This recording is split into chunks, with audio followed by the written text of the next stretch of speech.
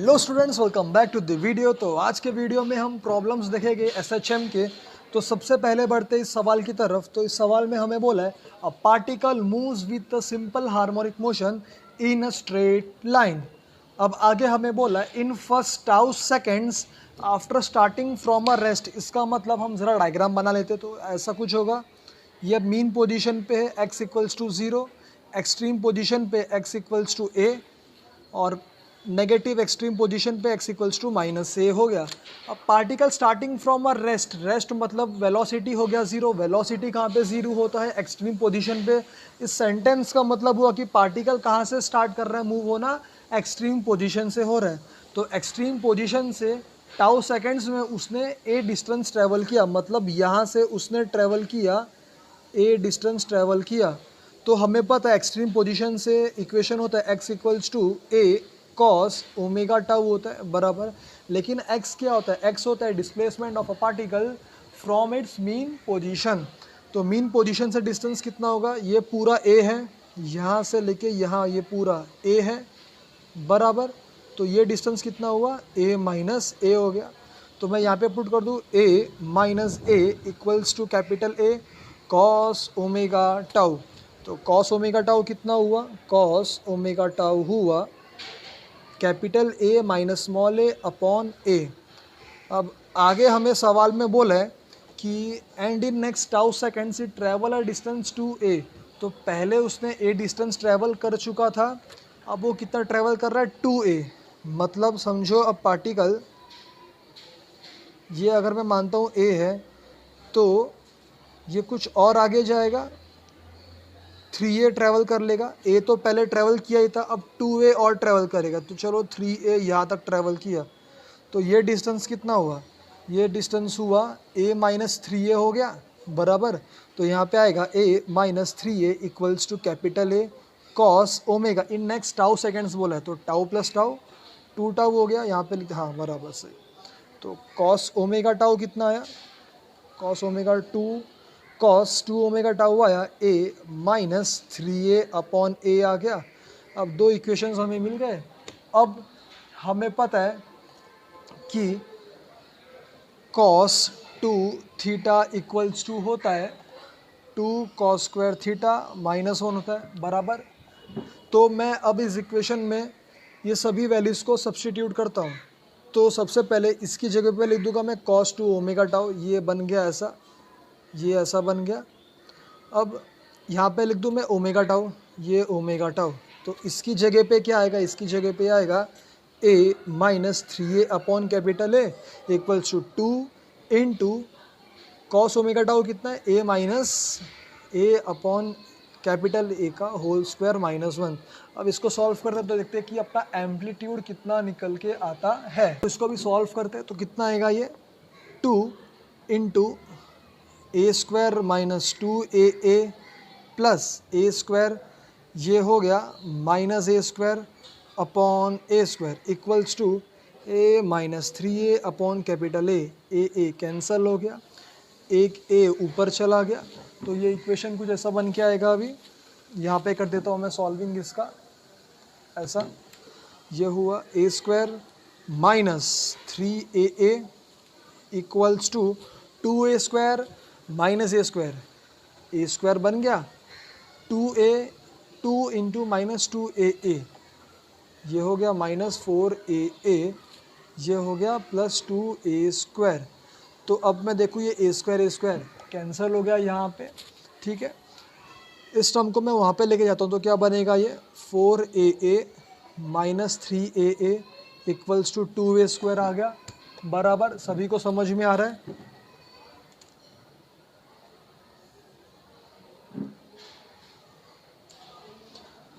तो ये बना a into A equals to 2a square, एक a कैंसिल हो गया कैंसिल हो गया। तो कैपिटल A आया, 2a आया। अब मैं इस इक्वेशन को, इस a की वैल्यू को इस इक्वेशन में पुट कर दूँ तो कितना आएगा? यहाँ से बन के आएगा वो, ज़रा इसको यहाँ पे सॉल्व कर लेते हैं तो कितना बन के आएगा वो? 2a माइनस a हो गया, ये हो गया a equals to capital A की जगह पे लिख दूँ मैं 2a लिख दूँ, तो ये हो गया 2a कॉस ओमेगा टाउ ए कैंसिल हो गया, फिर कॉस इन्वर्स ऑफ हाफ कितना होता है, इक्वल्स टू ओमेगा टाउ बन गया। तो कॉस इन्वर्स ऑफ हाफ होता है पाई बाय 3 होता है, इक्वल्स टू ओमेगा कितना होता है, ओमेगा होता है 2 पाई बाय टी इंटू, तो टाइम पीरियड कितना मिला मुझे, टाइम पीरियड मिला T into T equals to 6 tau. So the correct option for this question is option D. तो इस सवाल में हमें बोला है a block of a mass 0.18 kg is attach to a spring of a constant 2 newton per metre हमें दिया गया है। मतलब एक ब्लॉक है जो स्प्रिंग से कनेक्टेड है, ये स्प्रिंग एक रिजिड सपोर्ट से कनेक्ट है यहाँ पे इसलिए। अब हमें आगे ऐसा बोला है अ friction between the block and the floor is 0.1, मतलब इस फ्लोर और इस ब्लॉक के बीच में फ्रिक्शन कितने का, 0.1 का फ्रिक्शन है। आगे हमें बोला है कि initially block is at rest, तो इनिशियली ब्लॉक रेस्ट पे, मतलब ब्लॉक की इनिशियल वेलोसिटी है 0। अब impulse is given to the block, impulse देने पे इस ब्लॉक का मोशन होगा, मोशन मतलब है ब्लॉक को कुछ फोर्स लगेगा, फोर्स होगा तो ब्लॉक का वर्क डन होगा। तो वर्क डन कितना होगा, वर्क डन होगा F इंटू एस होगा, ठीक है। तो यहाँ पे मैं लिखूँगा काइनेटिक फ्रिक्शन, लिखूँगा ब्लॉक अभी मूव करने वाला है यहाँ पे, तो काइनेटिक फ्रिक्शन कितना होगा, ये होगा म्यू एम इंटू जी होगा, ये नॉर्मल हो गया यहाँ पे नॉर्मल, ये एम जी, ठीक है। एस कितना हो गया, एस हमें डिस्प्लेसमेंट दिया कि मैंने इस ब्लॉक को कितना डिस्प्लेस किया, 0.06 जितना डिस्प्लेस किया, तो ये वर्क डन तो मुझे मिल गया, ठीक है। अब आगे हमने ऐसा बोला कि मैंने इसको कंप्रेस किया, मैंने इस ब्लॉक को जब फोर्स लगाया तो ये जो स्प्रिंग है, स्प्रिंग ये कंप्रेस हो जाएगा, समझा सभी को। स्प्रिंग कंप्रेस होगा मतलब एक पॉइंट ऐसा आएगा कि जहाँ पे स्प्रिंग की वेलोसिटी बन जाएगी, देखो यहाँ पे बोला है and comes to a rest for the first time, तो एक ऐसा वक्त आएगा कि जहाँ पे स्प्रिंग का मैक्सिमम कंप्रेशन होगा, उस पॉइंट पे आते ही स्प्रिंग आगे और कंप्रेस नहीं हो पाएगा बराबर। तो स्प्रिंग को, तो इस ब्लॉक को यहाँ से इस पोजीशन पे आने के लिए कितनी वेलोसिटी लगेगी, तो वो मुझे फाइंड करने का है। तो सबसे पहले ऐसे सवाल जब भी आए तो हम यूज़ करेंगे वर्क एनर्जी थियोरम यूज़ करेंगे, ये आप याद कर लो वर्क एनर्जी थियोरम। तो वर्क एनर्जी थियोरम क्या होता है, total work done equals to change in kinetic energy होता है। तो इनिशियली ब्लॉक तो रेस्ट पे था, समझा। तो इस पोजीशन से इस पोजीशन आने के लिए इस ब्लॉक का कुछ वर्क डन हुआ, साथ ही साथ इस ब्लॉक को कुछ वेलोसिटी मिला, मूविंग ब्लॉक के साथ अगर कुछ वेलोसिटी जुड़ा है तो वो काइनेटिक एनर्जी हो गया, हमें पता है वो काइनेटिक एनर्जी। तो सबसे पहले मैं यूज़ करूँगा वर्क एनर्जी थियोरम। तो इनिशियली वर्क डन कितना था, एफ के एस था, ठीक है, प्लस स्प्रिंग के अंदर जो एनर्जी स्टोर होता है, पोटेंशियल एनर्जी होता है, कितना होता है वो हाफ के एक्स स्क्वायर होता है बराबर, which is equals to half M V square. Change in kinetic energy final minus initial की बात कर रहा हूँ, तो इनिशियली तो ब्लॉक रेस्ट पे था, तो इसीलिए मैं यू 0 लिख दिया, समझा। तो ये हो गया v, तो मुझे इस v की वैल्यू कैलकुलेट करने की है। अब एफ के की जगह पे काइनेटिक फ्रिक्शन कितना आएगा, म्यू एम जी एस आ जाएगा, ठीक है।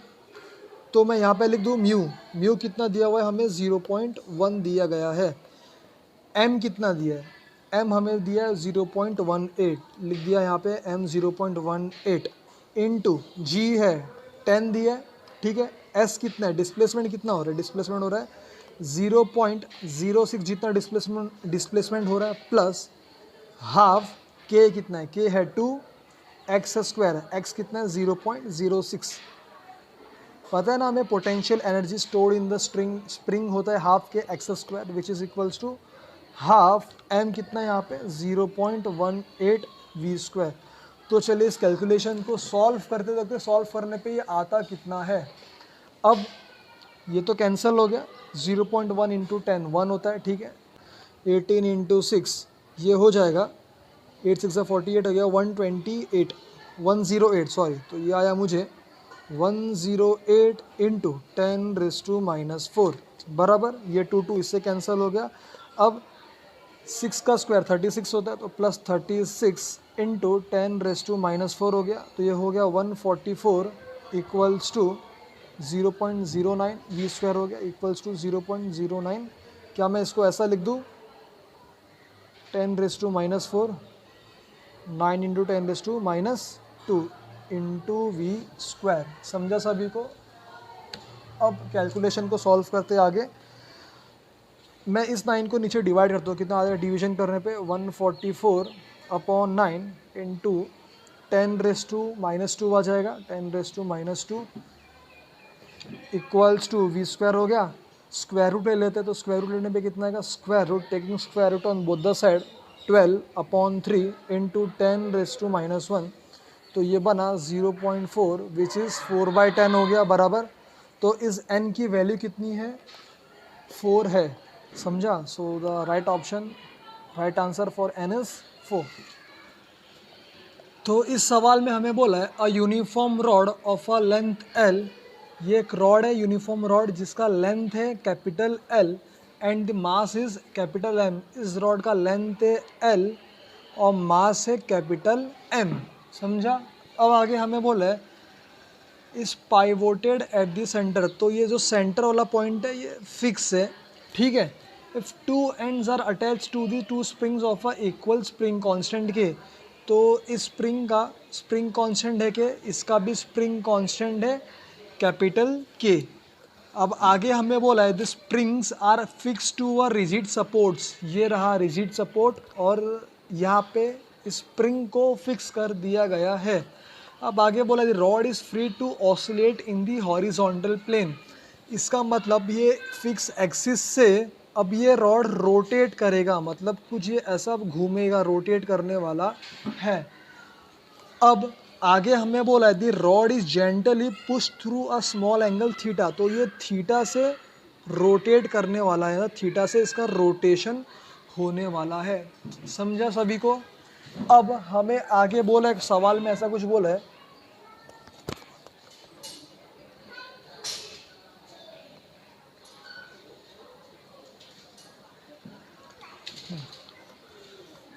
तो आगे सवाल में हमें कुछ ऐसा बोला है कि जब मैं इस रॉड को रोटेट करूँगा तो इस रॉड की फ्रीक्वेंसी कितना फ्रीक्वेंसी प्रोड्यूस करेगा रोटेट करने पे। तो ये सवाल हो गया एंगुलर एसएचएम का क्वेश्चन हो गया। समझा? तो मुझे फ्रीक्वेंसी फाइंड करने का है, ठीक है। इस रॉड को ऐसा जब मैं घुमा दूंगा, ये ऐसा जब मैंने इस रॉड को घुमा दिया तो क्या होगा, ये जो स्प्रिंग है ये स्ट्रेच होगा, ये ऐसा खींचा चला आएगा, स्प्रिंग स्ट्रेच होगा, ये स्प्रिंग भी स्ट्रेच हो जाएगा, ठीक है। तो टॉर्क कितना बनेगा, तो टॉर्क बनेगा -2kx बनेगा। समझा? टॉर्क -2kx कहाँ से आया, एक स्प्रिंग की वजह से -kx, दूसरे की वजह से -kx, तो ऐड कर दो -2kx आ गया इनटू लेंथ, ये ऐसा कुछ फोर्स लगेगा जिससे ये स्प्रिंग ऐसा रोटेट कर रहा है, तो ये लेंथ कितना हुआ, ये वाला लेंथ, ये सेंटर से लेके यहाँ का लेंथ L/2 हो गया, ये लेंथ। तो मैं लिख देता हूँ यहाँ पे L/2, कैपिटल L/2। अब आगे हमें इस रॉड, तो हमें पता है रॉड है, ठीक है, तो इसका मोमेंट ऑफ इनर्शिया कितना होता है, यहाँ पे लिख दो मोमेंट ऑफ इनर्शिया कितना होता है I अल्फ़ा। तो I की जगह पे मैं क्या लिखूँगा ml² लिख दूँगा इक्वल्स टू, ये हो गया -2kx इंटू L/2। तो चलो मैं इस x का वैल्यू कैलकुलेट कर लेता हूँ। तो x कितना आएगा वो देख लेते एक बार। तो ये हो गया -2 कैंसिल हो जाएगा, तो आएगा -kx इंटू कैपिटल L आ गया। अब इस x की वैल्यू क्या होगी, अगर मैं ट्रायंगल बनाऊँ तो ये रहा ट्रायंगल, ठीक है, ये बन रहा है थीटा, ये L/2 हो गया और ये x हो गया, स्ट्रेच हो रहा है यहाँ पे। तो tan थीटा कितना होगा, तो tan थीटा हो जाएगा अपोजिट x अपॉन L/2 हो गया। तो थीटा तो बहुत स्मॉल रहेगा, तो मैं क्या tan थीटा को लिख दूँ equals to approximately equals to theta हो गया बराबर। तो x कितना हो गया L/2 इंटू थीटा बन गया। तो x कितना हुआ L/2 इंटू थीटा। अब मैं इस x की वैल्यू को इस इक्वेशन में पुट करता तो कितना आता है, इंटू अल्फ़ा था। तो ये हो गया ml² इंटू अल्फ़ा माइनस के एक्स कितना है L/2 L² हो गया, यहाँ पे थीटा आ गया। समझा सभी को। अब हमें पता है कि एंगुलर SHM की कंडीशन क्या होती है, alpha equals to minus omega square into theta, जहाँ पे अल्फ़ा होता है एंगुलर एक्सेलरेशन, थीटा होता है एंगुलर डिस्प्लेसमेंट। तो ओमेगा कितना हुआ, ये कैंसिल हो गया, 6 हो गया यहाँ पे ये। तो चलो ओमेगा निकालते कितना होगा, ओमेगा स्क्वायर, तो ओमेगा स्क्वायर कितना हुआ के, L² भी कैंसिल हो गया यहाँ पे, तो ये हुआ 6K अपॉन m निकल के आ गया, तो omega will become root of 6K/कैपिटल M आ गया। तो ओमेगा मुझे मिल गया। तो फ्रीक्वेंसी निकालूंगा, फ्रीक्वेंसी का फॉर्मूला क्या होता है, ओमेगा इक्वल्स टू 2πf, तो f कितना बनेगा, ओमेगा अपॉन 2π, तो ओमेगा की जगह पुट कर दो, कितना हुआ ये 2π into root of 6/6K upon capital M। So the correct option for this question will be option C, 6K/√6K/कैपिटल M। आई होप आप सभी को इस वीडियो से ज़रूर कुछ सीखने मिला होगा। अगर वीडियो आपको समझ में आया तो वीडियो को लाइक ज़रूर करें, चैनल पर नए हो तो चैनल को सब्सक्राइब करें, बेल आइकन को प्रेस करना ना भूलें। बेल आइकन को प्रेस करने से आपको वीडियो की सारी नोटिफिकेशन समय पर मिलती रहेगी।